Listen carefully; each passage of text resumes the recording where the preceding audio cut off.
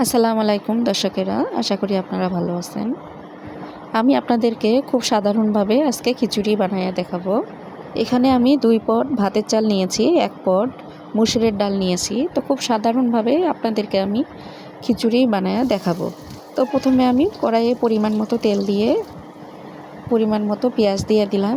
পেঁয়াজগুলো আমি বেরেস্তা করে নিব। পেঁয়াজগুলোকে আমি বেরেস্তা করে আলাদা করে উঠিয়ে রাখবো। তো পেঁয়াজগুলো আমি ভালো করে নেড়ে নিচ্ছি। দেখুন, এখন তো সব সময় বৃষ্টি পড়ে, আর এই বৃষ্টির সময় গরম গরম যদি খিচুড়ি থাকে তাহলে তো কোনো কথাই নেই। তো আমি পেঁয়াজগুলোর মধ্যে হালকা করে একটু হলুদ দিয়ে নিলাম কালার হওয়ার জন্য। আমি আবারও পেঁয়াজগুলো নেড়ে নিচ্ছি। তো এভাবে আমি পেঁয়াজগুলো ভেজে নিলাম। তো পেঁয়াজগুলোকে আমি এখন উঠিয়ে রাখবো একটা পিরিচে। আর কিছু পেঁয়াজ আমি কড়াইয়ে রেখে দেব। তো এখন আমি দিয়ে দেব পরিমাণ মতো আদা রসুন বাটা। খিচুড়ির চালগুলো আমি এখানে কষিয়ে নেওয়ার জন্য একে একে সব ধরনের গরম মশলা দিয়ে দেব। তো আমি পরিমাণ মতো আদা রসুন বাটা দিয়ে দিলাম। এরপরে আমি দিয়ে দেব পরিমাণ মতো হলুদের গুঁড়া, দিয়ে দেব ঝাল অনুযায়ী মরিচের গুঁড়া,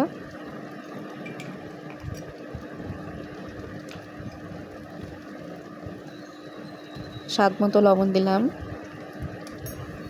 তো আপনারা চালের ডালের পরিমাণ দেখে মশলা দিবেন। দিয়ে দিলাম লং, সাদা এলাচ। এখন আমি দিয়ে দেব ধুয়ে রাখা চাল আর ডালগুলো। এরপরে আমি ভালো করে নেড়ে নেব, কষিয়ে নেব। একটু আমি ভাজা ভাজা করে নেব।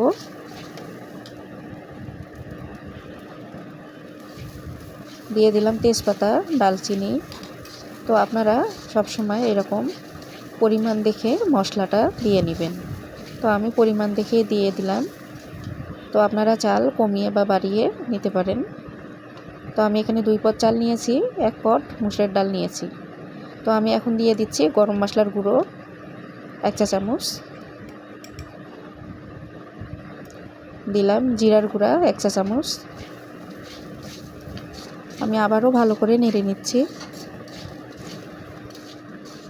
তো আমি অন্য এক চুলায় গরম পানি বসাই দিছি। তো গরম পানি ফুটিয়ে আসলে আমি গরম পানিগুলো ঢেলে দেব। তো আপনারা কাঁচা পানিও দিতে পারেন। তো আমি এটা লেটকা খিচুড়ি বা আপনারা কি বলেন জানি না, আমি লেটকা খিচুড়ি বানাবো। তো বেশি লেটকা করব না। তো আমি পরিমাণ মতো পানি দিয়ে নিচ্ছি, যেহেতু ভাতের চাল একটু পানি বেশি লাগবে। তো আপনারা এই বৃষ্টির মধ্যে এরকম গরম গরম সবজি ছাড়া খিচুড়ি খেতে পারেন। তো সব সময় সবজি থাকে না ঘরে। তো এইভাবে আপনারা যদি একবার খিচুড়ি বানান তো বারবার বৃষ্টির মধ্যে গরম গরম খিচুড়ি খেতে ইচ্ছা করবে। তো আমি এখন দিয়ে দিলাম 5-6টা কাঁচামরিচ। এখন আমি ঢাকনা দিয়ে দেব 5-6 মিনিটের জন্য। আমি ঢাকনা খুলে আবারও নেড়ে নিচ্ছি।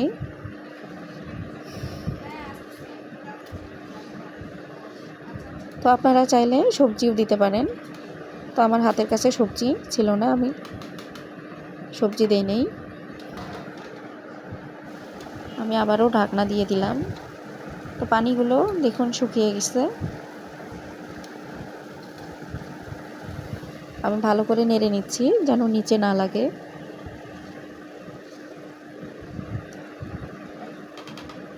এখন আমি দিয়ে দেব পেঁয়াজ বেরেস্তা। পেঁয়াজগুলো আমি দিয়ে ভালো করে নেড়ে নেব যেন পেঁয়াজ বেরেস্তাগুলো খিচুড়ির সঙ্গে মিশে যায়। তো এইভাবেই আমি সাধারণভাবে খিচুড়ি রান্না করলাম। তো আপনাদের যদি ভালো লাগে অবশ্যই আমার পাশে থাকবেন, লাইক করবেন, শেয়ার করবেন, সাবস্ক্রাইব করবেন। আমার এই খিচুড়ি মুরগির মাংস দিয়ে আমি পরিবেশন করব। তো আপনারা চাইলে ডিম ভুনা বা গরুর মাংস যেটা থাকে সেটা দিয়ে আপনারা খেতে পারেন। তো অসাধারণ হয়েছে আমার এই খিচুড়ি। খুব সাধারণভাবে আপনাদেরকে দেখিয়ে দিলাম। তো আজকের মতো এখানেই আমি বিদায় নিচ্ছি। আল্লাহ হাফেজ।